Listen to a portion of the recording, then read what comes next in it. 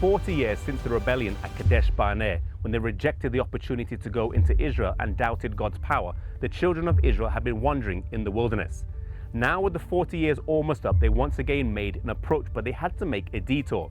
The Edomites, who were relatives of theirs, being descendants of Esau, Jacob's brother, refused to let them pass through their land, so they had to go around Edom. God instructed that they shouldn't bother the Edomites for refusing their request, but leave them alone because their ancestors were brothers. As they walked through the wilderness, Mount Hor towered above them. Its summit was to be the place of Aaron's death and burial, and Moses was instructed to take Aaron and Eleazar up to the top and to take the priestly garments off Aaron and give them to Eleazar. These two aged men, as they walked up the mountain, were both now at least 120 years old. They had experienced the deepest trials and had the greatest honors that had ever fallen to the lot of men. They both had great natural ability, but it had been developed and exalted by communion with God. Mount Hor is located in Petra today in Jordan. Reaching the top of Mount Hor right here, they would have looked out into the plains behind me and seen the camp of Israel spread as far as the eyes can see.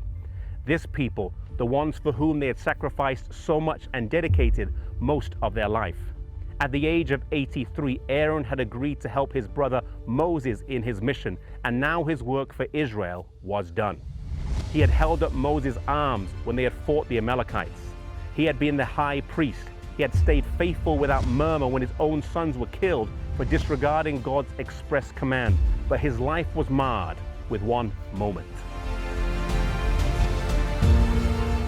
Aaron is remembered for the grievous sin at Sinai when he yielded to the demands of the people, and also when he united with Miriam in envy and murmuring against his brother Moses.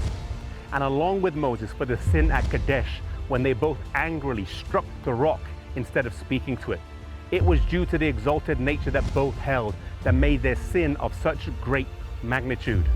It was with deep sorrow that Moses took the priestly garments from Aaron and put them on his son Eleazar. Aaron was not to offer the first sacrifice in the promised land. That privilege would fall to his son instead. The biblical record says, "There Aaron died, and there he was buried," Deuteronomy 10, verse 6. This monument behind me, built in relatively recent time, is built to commemorate what is believed to be the spot of his death. One of the most illustrious men who has ever lived had only his son and his brother at his funeral, in stark contrast to some of the lavish and ostentatious funerals we see today for people of high position.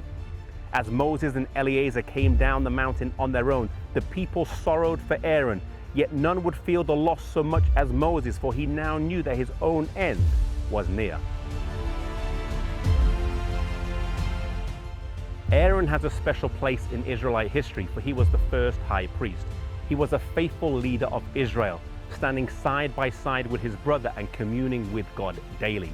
God has a special place for Aaron, but his life illustrates that there are consequences for our actions. Aaron was forgiven by the mercy and grace of God for his sin at Kadesh, but forgiveness does not always remove consequences. May we humbly accept God's plan for our lives and be patient when we continue to bear consequences for sins that we are being forgiven of.